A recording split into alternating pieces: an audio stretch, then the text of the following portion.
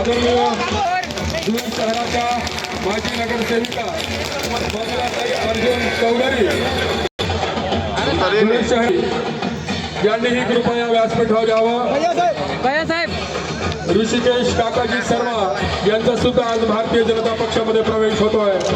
यांचं स्वागत।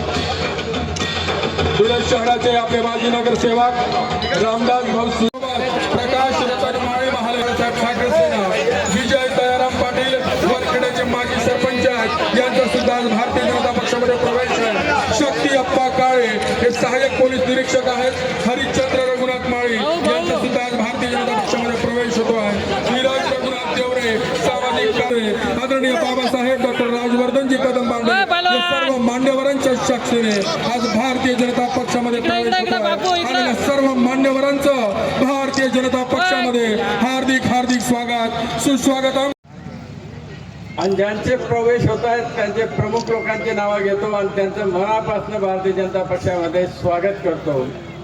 कल्पनाताई कापुका महाले, गुलाबराव माळी, कैलासराव मराठे प्लस सगळ्यांचं स्वागत आणि अभिनंदन।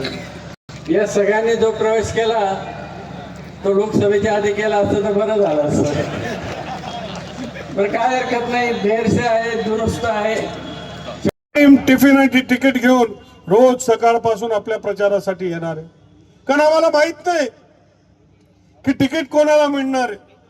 आम्हाला एवढंच माहित आहे की 19 प्रभागांमध्ये 19 का 17 19 प्रभागांमध्ये 4 भारतीय जनता पार्टीच्या निशाणीवर मतदान झालं पाहिजे।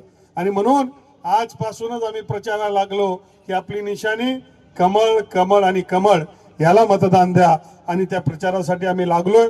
मला माहिती आहे की माननीय मोदी साहेबांचं एवढं भव्य दिव्य चांगलं काम आहे। देवाभाऊंचं जोरदार अशी विकासाचं काम आहे आणि साहजिकच भारतीय जनता पार्टीकडे येणाऱ्यांचा ओघ वाढलेला आहे। तो अनुभव मी स्वतः घेतला की महाराष्ट्रामध्ये जे काम देवाभाऊंच्या माध्यमातून होतोय ते दिल्लीमधलं आणि मुंबईमधला जे विकासाचं काम होतंय त्याची प्रचिती आम्हाला गल्लीमध्ये येते। दोंडाईच्या शहर